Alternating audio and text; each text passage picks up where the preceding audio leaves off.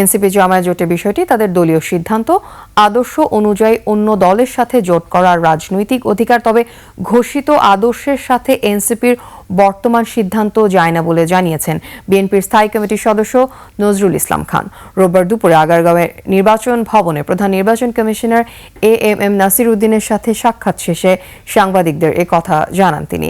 নজরুল ইসলাম খান জানান, আরপিওতে না থাকা সত্ত্বেও মনোনয়ন জমা দেওয়ার কাগজপত্রে সন্তানের সম্পদের হিসাব জমা দেওয়ার বিষয়টি জটিলতা সৃষ্টি করছে। এই বিষয়ে বৈঠকে আলোচনা হয়েছে।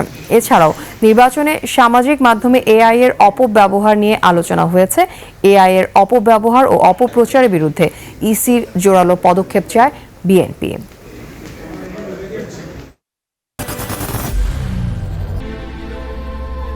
I am Ox.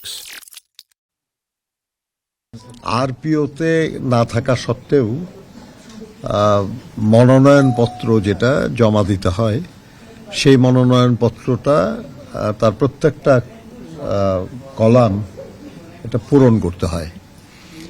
সেখানে একটা জায়গায় বলা আছে যে সন্তানেরও আয়করের হিসাব দিতে হবে, কিন্তু আরপিওতে বলা আছে এবং আমরা সবাই জানি যে প্রার্থীর উপর নির্ভরশীল যারা, তাদের